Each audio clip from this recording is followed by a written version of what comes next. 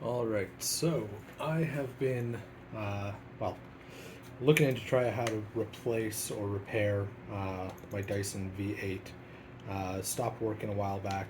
All right, pull the trigger, nothing's going on.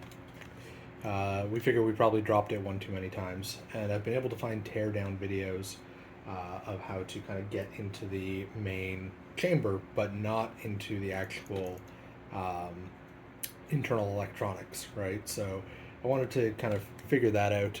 And I figured that since I was going through the headache and effort, before I get too far, I should record it so that maybe someone else will get further along with this than me. All right, so first thing I do, I'm just going to remove the battery. There's 3 screws that need to be removed. One of them back here, 2 on the bottom.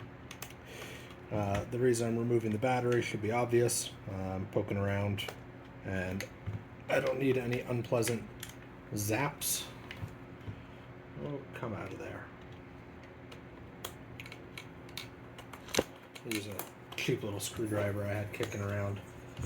I have better options on my desk right now, but I'm still being lazy. Alright, so that one. And whoop. Doesn't want to be used. Wait.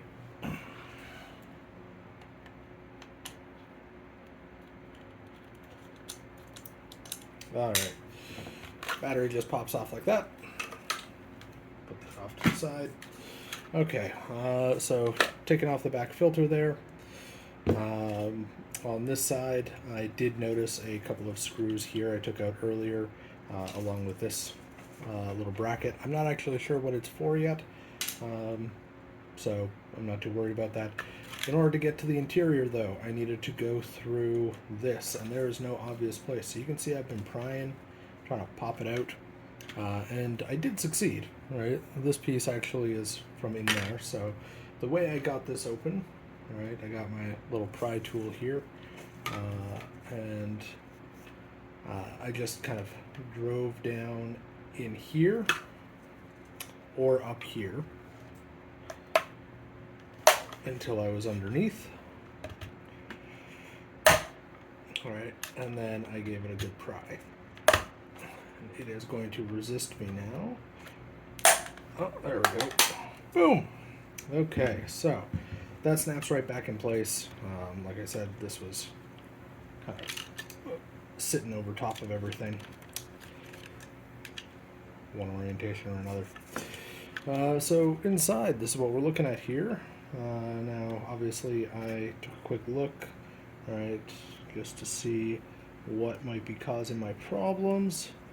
Nothing obvious yet, so I want to go a bit deeper. We're going to unplug that wire there, and we are going to need to deal with some torque screws here. So, what are we looking at? T10s maybe? Nope, a little too big. It's a T9.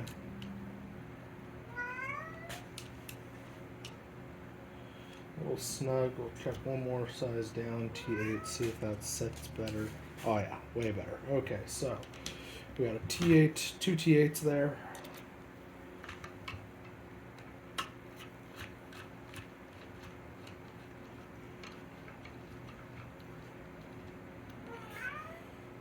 One.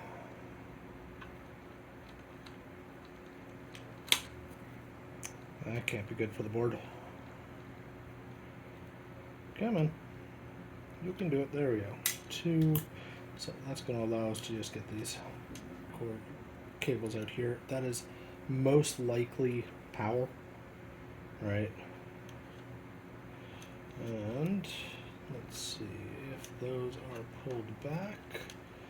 How set in is this? Oh, very set in. In fact, I'm not sure if you can see, right, but right there is a little bit of what looks like a dollop of black glue of some kind. So, like I said, this vacuum is not working at all. I actually already got a replacement. I upgraded, used this as an excuse to upgrade. So right now, this is just me having an opportunity to dig around inside something I normally wouldn't. Alright.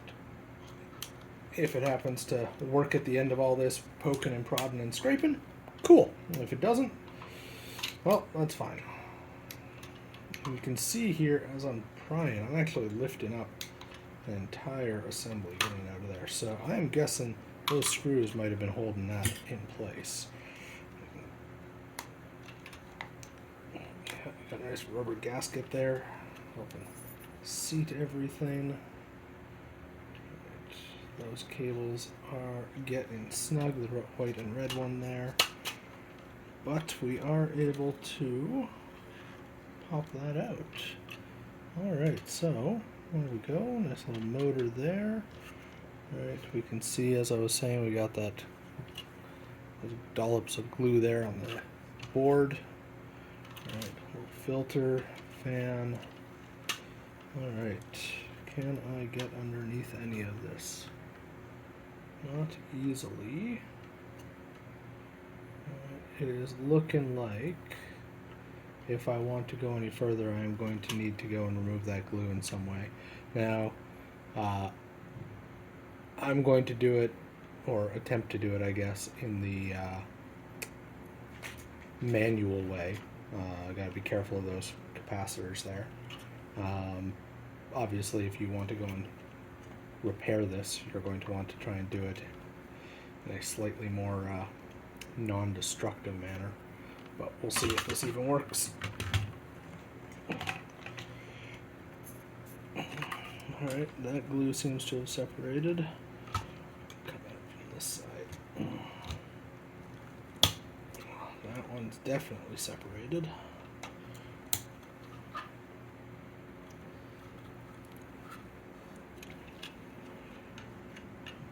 Around to the other side here.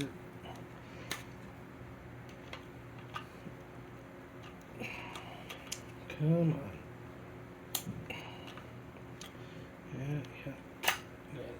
Stretching, there we go. Give that a little crack. And that one as well. Okay. Got some separation there. It is snug. It don't want to be removed. Yeah. There's no repairing this at this point. So let's bust her open and we'll see what we can see. Hopefully this ends up helping somebody else in the future.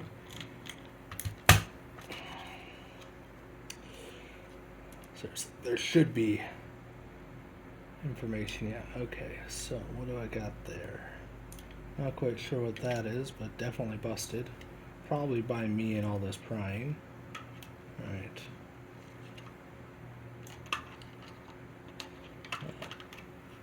Anyway, sorry, before I got distracted, what I was trying to say is requiring there to be manuals and things to be repairable really should be a requirement everywhere. Alright, so those are some long ass capacitors. Oh yeah, there's a break on that capacitor there. That could have been from me prying just now. Alright. Some coils. I don't know if you can see that. Right.